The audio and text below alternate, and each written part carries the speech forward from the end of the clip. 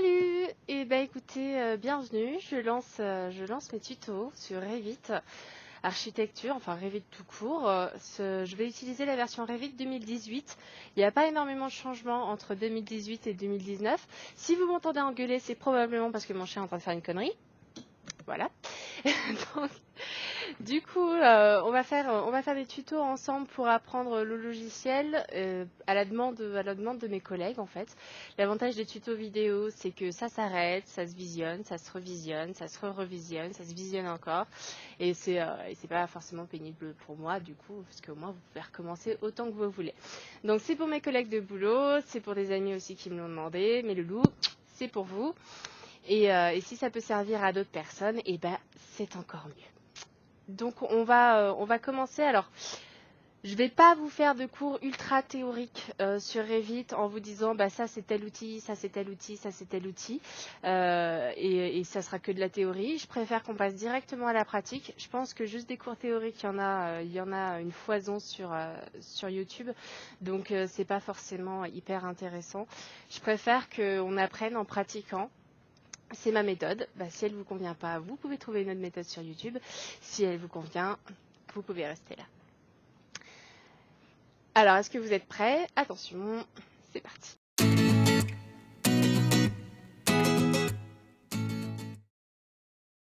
Du coup, lorsque vous ouvrez Revit, vous arrivez sur cet écran. Un écran avec marqué projet et famille. Alors, les projets, ça va être vos projets architecturaux, mécaniques, enfin en gros vos projets de conception. De quelque nature que ce soit. Les familles, ce sont les objets. Donc les objets qui vont servir à être utilisés dans vos projets. Du coup, super. Du coup, nous, évidemment, on va commencer par un projet. On va donc faire nouveau. Alors, dans nouveau, lorsque vous avez cliqué sur nouveau, vous allez dans fichier gabarit. Et normalement, vous avez 4 gabarits qui vous sont proposés. Personnellement, j'ai foiré la fin de l'installation de mon logiciel. Il faudrait juste que je le réinstalle, mais j'ai la flemme. Et il se trouve que les gabarits, je les ai. Donc, je vais aller chercher mon gabarit.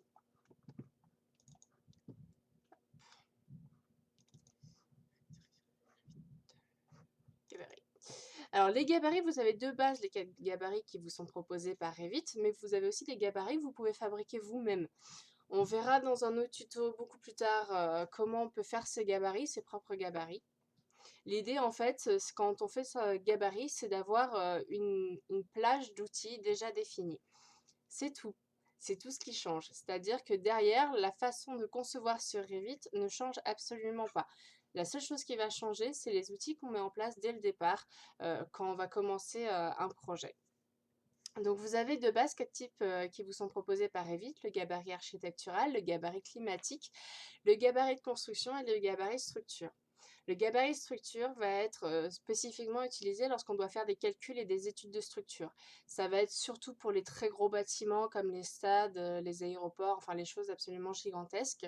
Les gabarits de construction, ça va être un gabarit en fait qui est au millimètre, mais qui change pas vraiment beaucoup du gabarit architectural. Et le gabarit climatique, ça va être surtout pour les VRD, tout ce qui est voirie, réseau de distribution. Donc nous, on va utiliser le gabarit architectural puisque le but, étant donné que mon boulot à moi, c'est d'être archi, le but, c'est de vous apprendre Revit à travers l'architecture puisque c'est principalement dans ce but-là que ce logiciel est utilisé. Donc on va faire gabarit architectural. Mais vous inquiétez pas, si vraiment vous voulez, on fera d'autres tutos après. Et on met sur OK.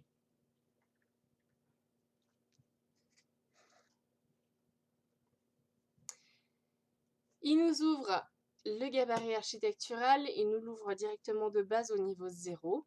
Je vais vous expliquer un peu ce qu'est tout ça. Donc, lorsque vous ouvrez la page, vous avez en haut les onglets fichiers, architecture, système, etc., etc. Sous les onglets, les barres d'outils correspondant à chacun des onglets. À gauche, vous avez les propriétés et l'arborescence du projet. Ces fenêtres-là, c'est des fenêtres de base. Vous pouvez en rajouter, vous pouvez les enlever si vous ne les voulez pas et qu'à l'avenir, vous vous rendez compte que vous n'en avez pas besoin. Mais moi, je vous conseille de les avoir parce qu'elles vous sont juste tout le temps utiles. Vous pouvez, si vous avez un deuxième écran et que vous avez envie de concevoir sur plus grand, les déplacer éventuellement pour pouvoir les amener sur un autre écran. Moi là actuellement c'est pas le cas pour vous faire le tuto, donc on va le faire normalement. Ensuite, vous avez l'arborescence du projet. L'arborescence du projet, c'est ce qui va vous lister toutes les vues qu'il y a à l'intérieur de votre projet.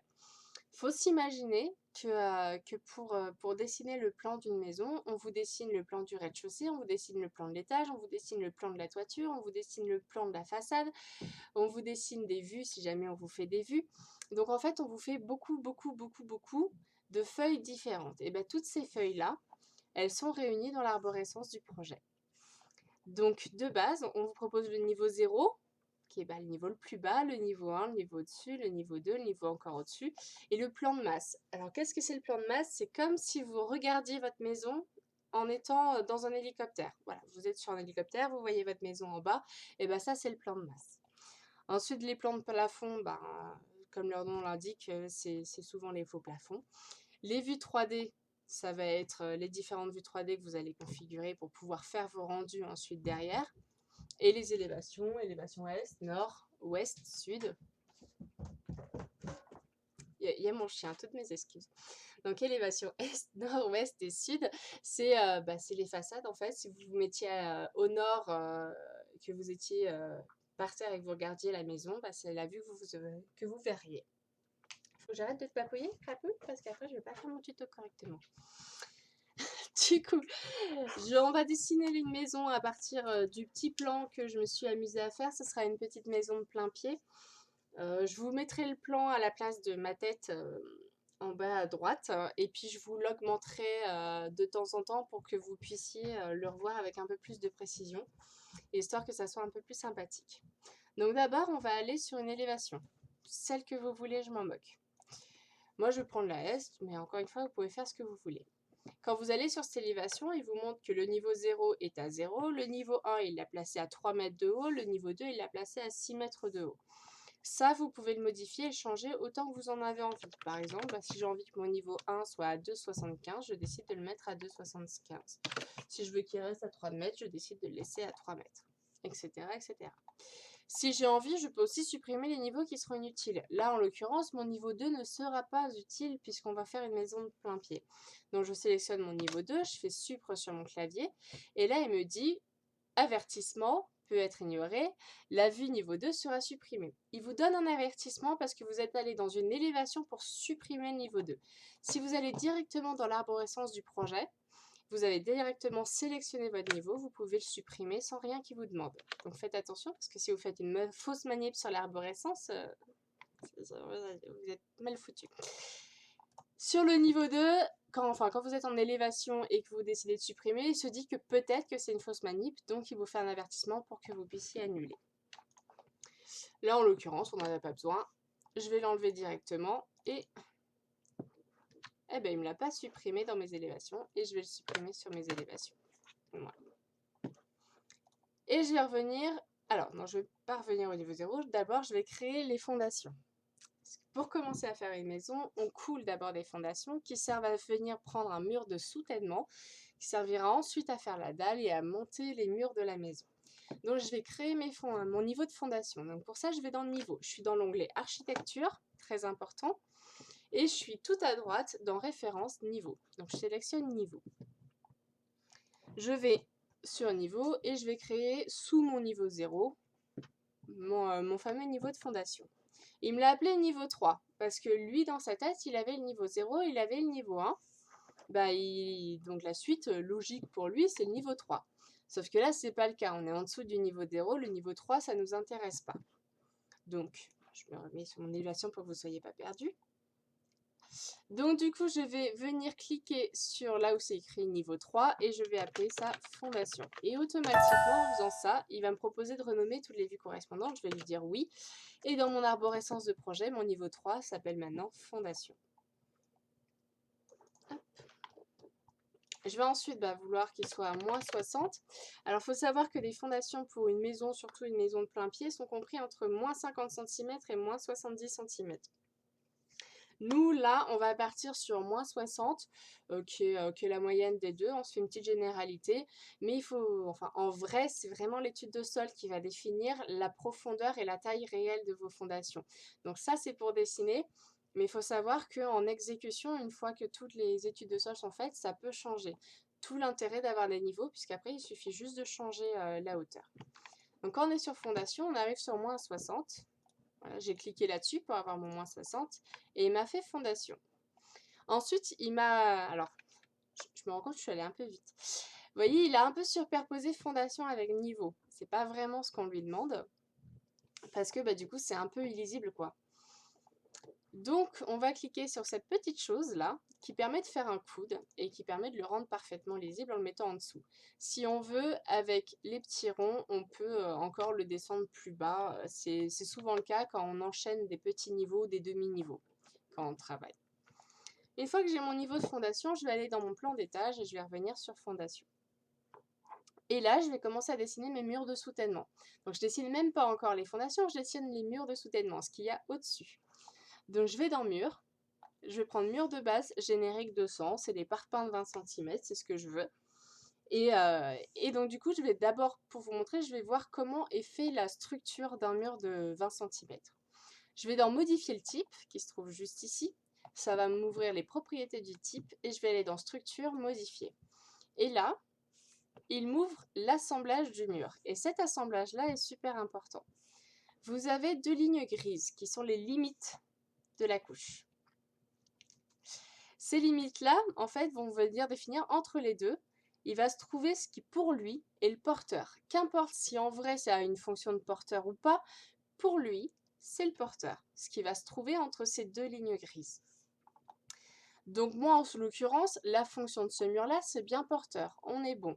Mur par défaut, ça me va très bien. Épaisseur, 0,2 puisqu'on est en mètres. Donc l'épaisseur, c'est 20 cm. C'est exactement ce que je veux. Dans le cadre où, surprise, vous n'êtes pas en mètres, ou alors parce que vous l'avez installé sur une version anglaise, ou vous êtes anglais, vous êtes en train de regarder un tuto français, bonjour, bienvenue. Du coup, vous vous retrouvez un petit peu embêté, puisque là, vous n'êtes pas en mètres et on va travailler en mètres tout le long. C'est pas bien grave, il suffit d'aller dans Gérer, l'onglet qui se trouve juste ici, et dans Unités, paramètres, unités. Et là, vous pouvez définir les unités, le format de vos unités. Mètres, centimètres, pieds décimaux, etc. Donc, on va mettre notre mur de base en suivant notre plan. Alors, ce qu'il faut savoir, je vais revenir sur l'assemblage pour vous montrer un petit peu. Dans l'assemblage, donc une fois que vous avez votre porteur qui est au centre de ces deux lignes grises, vous avez au-dessus ce qu'on appelle le côté extérieur et en dessous ce qu'on appelle le côté intérieur. Alors là, comme ça n'a pas l'air hyper clair. Mais en vrai, ça sert à pouvoir dessiner correctement en fonction des mesures dont on a besoin. Ça sert vraiment à faciliter le dessin. Donc, on clique sur OK. Et je vais revenir dessus un peu plus tard. Vous allez comprendre pourquoi c'est important.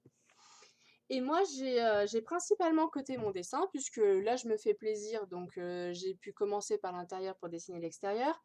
En vrai, les 9/10 du temps, c'est pas comme ça que ça se passe. On commence par dessiner d'abord l'extérieur et ensuite on fait l'intérieur en fonction de ce qu'on peut faire, en fonction tout simplement de la place qu'on a sur le terrain.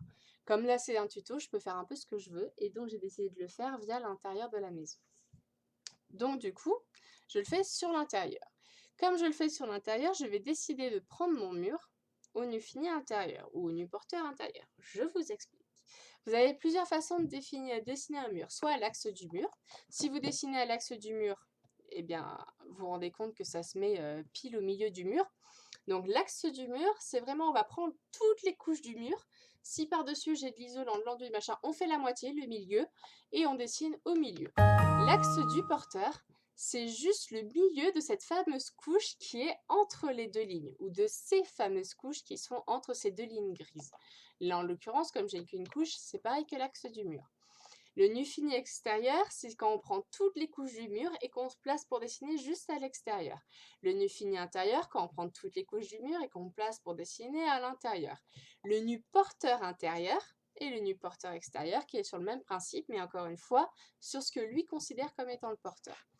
Donc nous, qu'on se mette au nu fini intérieur ou au nu porteur intérieur, ça revient strictement au même puisqu'encore une fois, on n'a qu'une seule couche et elle se trouve sur le porteur.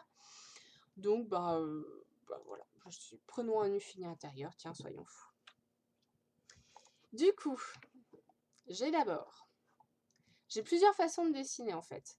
Soit je clique gauche, il me donne le point de départ, je tire dans le sens où j'ai envie et je rentre sur le pavé numérique la longueur que je veux.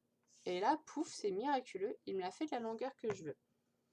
Soit je décide de faire un peu la longueur qui ressemble à peu près à ce que je veux, à peu près au pifomètre.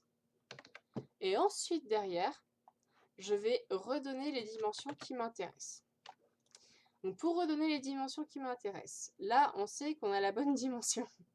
Donc, je vais faire en sorte de rester à 10,74 puisque c'est ce qu'on m'a demandé. Enfin, c'est ce que j'ai dessiné moi-même, donc c'est ce que je me suis demandé. Ensuite, là, j'ai besoin d'être sur toute cette longueur-là à 12,70. Donc, de base, lui, il s'est dit, bah, je vais être le côté de l'intérieur qui est là, à l'extérieur qui est juste ici. Bah ouais, mais du coup, c'est pas très intéressant. Du coup, j'ai besoin que, en fait, ma cote puisse aller de l'intérieur qui est ici à l'intérieur qui est là. Hop là. Pas de problème, je vais venir récupérer ce petit cercle, en fait, ce petit rond, et je vais l'amener juste ici, à l'intérieur. Et magnifique, il me donne la cote que je veux, et moi, je veux qu'elle soit à 12,70. Donc, il me suffit de cliquer dessus, hop, et de rentrer sur le pavé numérique la dimension que je veux. Là, je veux 8,20 m. Et donc là, il me trouve automatiquement la suite. Donc là, déjà, j'ai la base de ma maison. Super. Je veux, de base, en fait, quand j'ai dessiné mes murs, j'avais la possibilité de venir configurer les propriétés. Là où ça commence et là où ça finit. Je ne l'ai pas fait pour pouvoir vous montrer comment on le modifie après. Donc, je vais venir sélectionner mon mur. Il va me proposer la contrainte inférieure, en l'occurrence les fondations, et il va me proposer une contrainte supérieure, soit sans contrainte, soit jusqu'à d'autres niveaux. En l'occurrence, je veux qu'il s'arrête au niveau 0, donc je vais lui demander d'aller jusqu'au niveau 0. Et je vais faire pareil avec tous mes murs. Oups, là, pardon. Niveau 0, niveau 0, niveau 0, niveau 0 et niveau 0. Ce qui est intéressant à savoir, c'est que Revit est un logiciel qui calcule automatiquement de la 2D que vous dessinez à la 3D. Pour pouvoir visualiser en 3D, il suffit d'aller sur cette petite maison et vous arrivez directement sur votre vue en 3D. C'est bien, hein, c'est beau, c'est magnifique.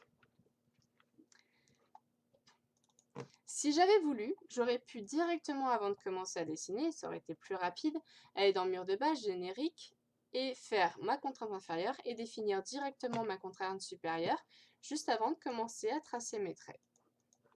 Ce que je n'ai pas fait pour pouvoir vous montrer. Mais c'est possible, enfin, c'est plus rapide de faire comme ça. D'ailleurs, on le fera comme ça juste après. Ensuite, je vais venir mettre mes fondations. Ça y est, j'ai mes murs de soutènement, j'ai forcément mes fondations qui doivent aller dessous. Donc, je vais aller dans l'onglet structure, juste à côté d'architecture. Je vais aller dans fondation et je vais choisir les semelles filantes, ce qui est principalement utilisé. Vous avez parfois les semelles isolées quand votre construction est faite avec des poteaux, des ossatures métalliques. Donc avec des poteaux, on va faire juste une semelle béton juste en dessous du poteau. Et le radier qui est la dalle béton en fait, qui vient juste au-dessus. D'ailleurs, ça se voit très bien. Sur le dessin, vous avez la fondation qui est sous le mur de soutènement, le mur de soutènement, le radier qui en fait est la dalle, c'est ce qui s'est surligné en bleu, et ensuite les murs. Voilà. Donc nous, on va faire les semelles filantes. On va sélectionner chacun des murs. Hop. Et vous voyez, elles se font toutes seules. C'est pas magnifique, c'est merveilleux. Du coup, j'ai mes fondations et j'ai mon mur. Magnifique. J'ai plus qu'à faire ma dalle. Donc la dalle, je la fais au niveau 0. Je viens donc me mettre au niveau 0. Je me place au niveau 0, je vais dans architecture et je vais dans sol. Je pourrais aussi passer, si vous m'avez suivi, par fondation et radier. C'est pas ce que je veux faire, mais je pourrais. Ça reviendrait à peu près au même, mais là c'était pour vous montrer le petit sol. Donc je vais dans sol. Dans sol, on va me proposer, d'abord on me propose la dalle en béton, 250 mm. Ce qu'il faut savoir, c'est que dans les constructions, surtout pour une petite construction comme ça de plein pied, en règle générale, la dalle est de 12 cm, donc 120 mm. Donc elle est trop grande. Donc il faut que je la réduise. Donc je vais dans voilà, je vais dans solde dalle béton, je vais dans modifier le type. J'arrive dans structure, je vais dans modifier et je vais lui dire qu'en fait, bah, je la veux 12 cm. Et je mets OK. Vous remarquerez que là aussi, vous avez toujours vos porteurs et les différentes fonctions, doublage, isolant, finition, comme vous avez sur les murs. C'est pareil et ça a toujours aussi son utilité. Donc là, effectivement, je me mets à 12 cm. Comme je suis à 12 cm, bah, je ne vais pas laisser 250 mm. Donc je renomme et je passe à 120 mm. Et je mets OK. Là, automatiquement, il m'a mis l'onglet modifier, créer un contour du sol. Et je vais aller chercher cette petite ligne verte qui est choisir des lignes. Donc je vais choisir mes lignes et je vais venir prendre l'extérieur de mes murs de soutènement. Il me propose de verrouiller. Verrouiller, c'est ce petit cadenas. Là, comme vous le voyez, il est déverrouillé. Et il me propose de verrouiller ça. Si je décide de verrouiller, ça veut dire qu'à chaque fois que je vais déplacer mon mur, il va déplacer ma limite en fonction. Donc, je peux faire toutes les dimensions de ma maison que je veux. Ma dalle, elle restera bien sur ma limite extérieure des murs, ce qui est très pratique.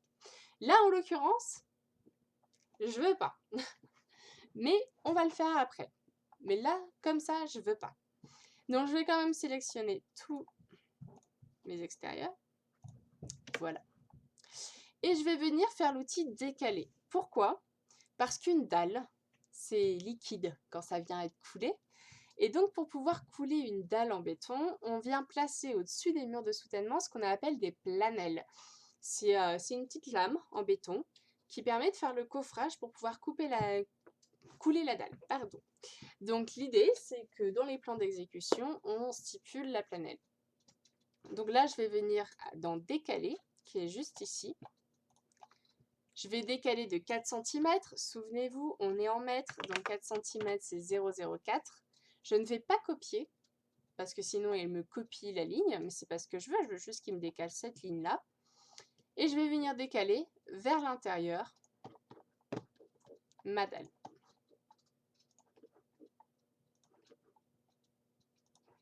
Hop. Et là, par contre, je veux effectivement que si je déplace mon mur, et ben ma limite se déplace en même temps que le mur, mais avec ces 4 cm d'écart. Donc je vais venir dans cote alignée, DI. Je vais venir sélectionner ma ligne que je viens de dessiner. Et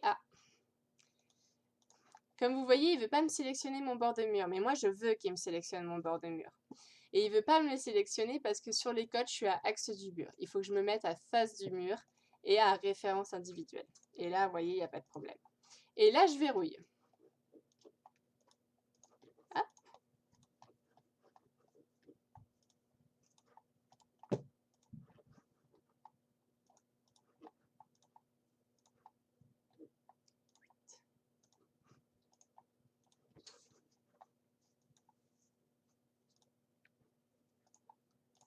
Hop là, on est bon.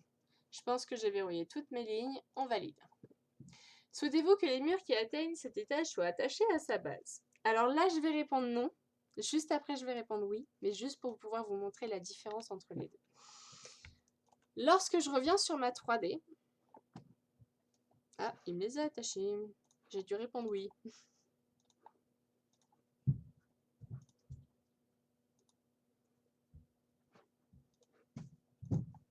Ouais, j'ai dû répondre oui. Bon, j'ai répondu oui, donc tant pis, je vais vous montrer. Il me les a attachés à la dalle. Ça veut dire que les murs viennent en limite dessous la dalle, juste en dessous. Et juste en dessous, et c'est là que c'est important, juste en dessous du porteur. Le porteur vient en dessous du porteur. Si dessous ma dalle, j'avais quelque chose de non porteur, ce qui va être le cas avec un hérisson par exemple, un hérisson c'est du gravier qu'on pose dessous la dalle en béton, à ce moment-là, mon mur de soutènement viendrait par-dessus mon hérisson pour venir s'accrocher sous le porteur. Ça, c'est très important. Si vous ne l'accrochez pas, vous vous retrouvez, comme vous voyez, avec votre mur porteur qui arrive à la même limite que votre dalle. Et ça, c'est pas ce qu'on veut, puisque en vrai, il vient en dessous. Donc, on vient le rattacher. Je sélectionne mon mur, je vais sur attacher et je sélectionne ma dalle. Il l'attache tout seul. Et vous voyez, j'ai ma petite limite. Et si jamais mon mur, je le sélectionne et que je décide d'augmenter sa limite, à 14 mètres par exemple, bah voyez, ma dalle le suit exactement comme on a besoin qu'il le suive. Donc là, on est bon. on est même très bien. On va pouvoir donc, puisqu'on a notre dalle, on a nos murs de soutènement, on a nos fondations, on va pouvoir monter nos murs, les murs de la maison. On va revenir au niveau 1. On va aller chercher les murs. On va se mettre jusqu'au niveau... Enfin, on va revenir au niveau 0, pardon. On va aller chercher les murs, on se met en contrainte supérieure au niveau 1. Le mur de base générique, là en l'occurrence, c'est pas ce qu'on veut. On veut un isolant, un enduit et un placo. Dans la base, ce qu'il propose, c'est parpaing isolant. C'est pas suffisant, c'est pas vraiment ce qu'on cherche. Donc, je vais garder le générique, je vais aller dans modifier. Je vais faire dupliquer. Je ne vais pas le modifier en l'état, parce que si vous le modifiez en l'état, vous modifiez vos murs de soutènement, c'est pas le but. Donc je vais faire dupliquer et je vais marquer parpaing plus isolant. Hop, je vais modifier l'intérieur. Donc j'ai toujours besoin de mes murs en parpaing. Dans mon ossature, ça ne change pas, j'ai toujours besoin de ça. Et je vais venir insérer un isolant. L'isolant, je ne vais pas le laisser dans le porteur, c'est pas le porteur, ça n'a pas d'intérêt. Je vais le descendre tout en bas pour venir le mettre du côté intérieur, puisque je vais isoler vers l'intérieur, et en mettant isolant. Donc, vous allez chercher l'isolant. Isolant. Et vous lui attribuez une épaisseur de 14 cm, 140, puisque c'est ce qui est recommandé en RT 2012. Vous allez maintenant mettre le placo, donc insérer une nouvelle couche, le descendre puisque c'est ce qui a, puisque c'est ce qui a le plus à l'intérieur. Vous mettre en finition. Le placo, c'est juste une finition. Et aller chercher, puisque c'est une finition, finition peinture blanc satiné. Et on se met en 13 mm. Donc 1,3 cm. Et enfin, l'enduit. Donc on vient insérer une nouvelle couche. L'enduit se trouve à l'extérieur de la maison. On le monte donc tout en haut du côté extérieur. C'est à nouveau une finition. Et cette fois, on va mettre enduit. Et pour faire un chiffre rond, on va lui attribuer une épaisseur de 7 mm. On clique sur OK et on arrive avec un mur qui a une épaisseur de 36 cm. Parfait. On va cliquer sur OK. Là, on va donc suivre le mur de soutènement, le porteur qui est juste là. Donc on va vouloir que le mur porteur soit aligné à l'autre mur porteur, forcément. Donc pour ce faire, on va aller dans la ligne de justification et on va choisir le nu porteur extérieur, puisqu'on va venir sur l'extérieur du mur de soutènement pour venir placer notre nu porteur. Revit dessine dans le sens des aiguilles d'une montre. C'est important, ça veut dire que si vous partez dans l'autre sens, votre mur ne se place pas correctement. Lorsque vous passez dans le sens des aiguilles d'une montre, vous pouvez apercevoir que l'enduit se trouve effectivement tout à l'extérieur. Ensuite, vous avez l'ossature donc de 20 cm qui vient se placer sur l'autre ossature, l'isolant et puis la finition.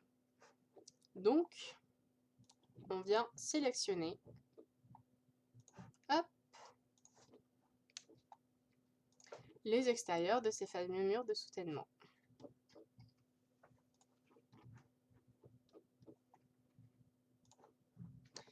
Et de base, Revit a fait des accroches. Vous voyez, il a fait en sorte que les murs se lient les uns aux autres. Si jamais vous n'avez pas réussi ou pour une raison X ou Y que vous êtes arrêté un petit peu avant, c'est pas un souci. Vous pouvez faire l'outil modifier. Vous allez dans l'onglet modifier et vous choisissez l'outil ajuster prolonger en angle. Raccourci clavier TR. Je vous conseille de le retenir. On va enregistrer le projet. Hop. Je vous conseille de retenir ce raccourci TR puisqu'en fait c'est l'outil que vous allez utiliser le plus dans Revit. Donc autant le connaître en raccourci clavier. Et vous sélectionnez les deux murs et il les remet.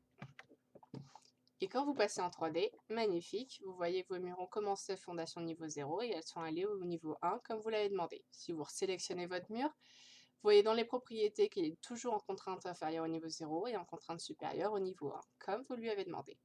Maintenant, il ne nous reste plus qu'à mettre la toiture et on aura fini pour ce tuto pour aujourd'hui. La toiture, elle se met donc au-dessus, ici, donc au niveau 1. On vient au niveau 1 et vous vous rendez compte que dessous, les murs ont une apparence, ce qu'on appelle filigrane, c'est-à-dire pas parfaitement noir, comme s'il y avait un peu de transparence. Donc du coup, ça en fait, c'est qu'il vous affiche derrière le niveau que vous avez en dessous. Parce que dans vos propriétés du plan d'étage, vous avez niveau en fond de plan, le niveau 0.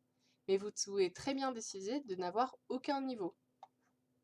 L'avantage quand vous n'avez aucun niveau, c'est que lorsque vous commencez à arriver dans les niveaux supérieurs à meubler vos niveaux, si vous avez les meubles du niveau inférieur plus les meubles du niveau supérieur, ça devient juste illisible.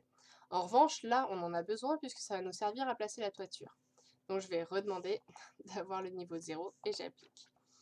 Je vais aller dans l'onglet architecture, dans toit, et je vais venir sélectionner, alors, en étant sur cet outil-là, dans choisir des murs, il me propose un des bords du toit et je vais pouvoir choisir mes murs. Je lui demande juste de ne pas définir chacun des murs que je vais sélectionner pour une inclinaison de la toiture. Donc ça, je l'enlève et je sélectionne mes murs. Alors qu'est-ce que c'est que cette fameuse inclinaison? Là, comme ça ne doit pas forcément vous parler. C'est ce qu'on appelle les pans de toit, c'est-à-dire les pentes du toit. Voilà, les pans de toit. Donc c'est là où en fait il y a une pente qui part.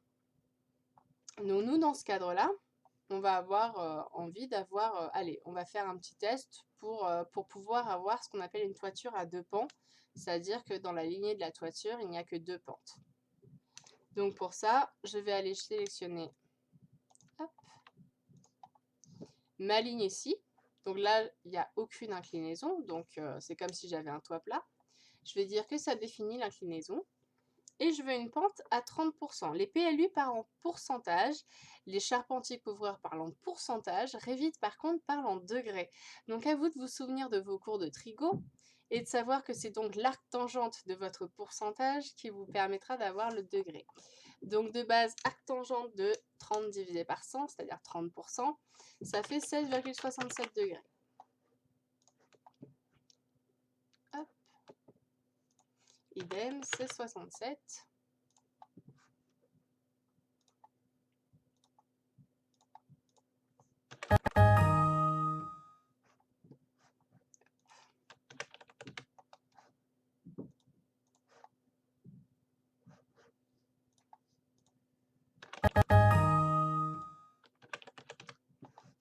Et voici. Et là, on valide. Et lorsqu'on va aller dans notre vue 3D, on va se rendre compte qu'il nous a fait notre fameuse petite maison avec nos 2 pans, ces fameux triangles. Par contre, du coup, comme on n'a pas les mêmes longueurs et les mêmes largeurs, on se retrouve avec ce petit décroché. Pas de problème, on sélectionne notre toiture et avec les petites flèches, on va venir ajuster. Hop.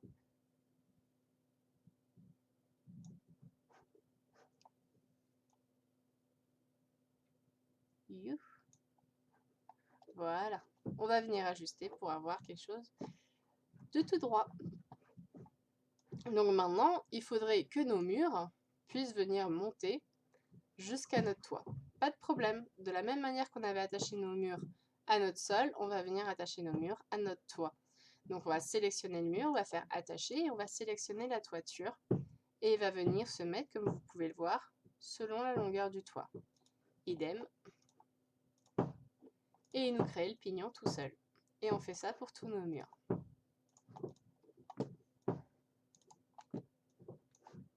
Alors si vous entendez claquer, c'est mon chien qui fait mumuse avec son os. Hop. Et voilà, on a donc notre maison avec nos pans, on a les murs, on a le toit, on a les murs de soutènement, la dalle, les fondations. Il va nous rester ensuite à placer les fameuses planètes dont je vous parlais, les portes, les fenêtres et puis après les cloisons et toutes les finitions intérieures.